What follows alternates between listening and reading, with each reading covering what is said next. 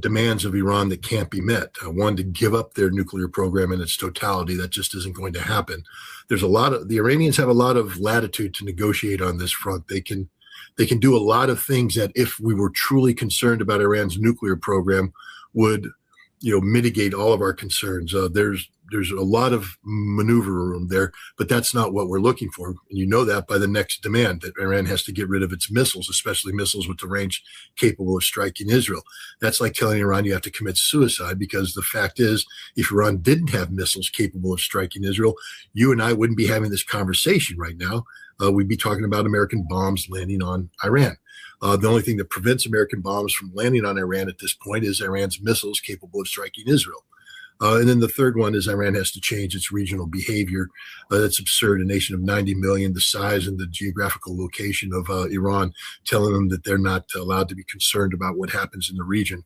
But again, this one, there could be negotiating room. How do you get Iran to stop supporting Hamas? A free and independent Palestine. Problem solved. How do you get Iran to stop supporting Hezbollah?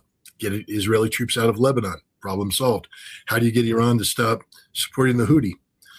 Again, Gaza, the solution. So, the kicker here is the missiles. Iran will never yield on the missiles.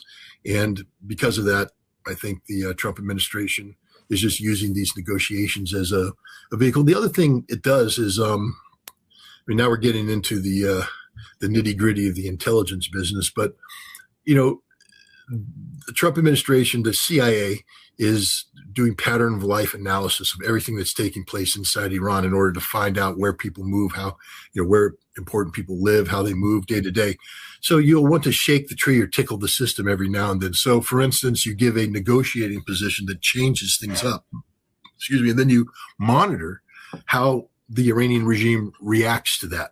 And so you basically stimulate the Iranians, see how they react, and you collect that information. That information can be used both in target text and in terms of the opposition movement. So I think these negotiations serve a purpose of generating intelligence activity to stimulate an intelligence collection plan.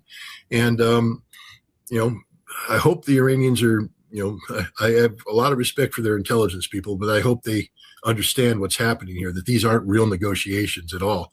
In fact, these are negotiations in name only, designed to get Iran to do things that will give away capabilities or expose vulnerabilities. Did the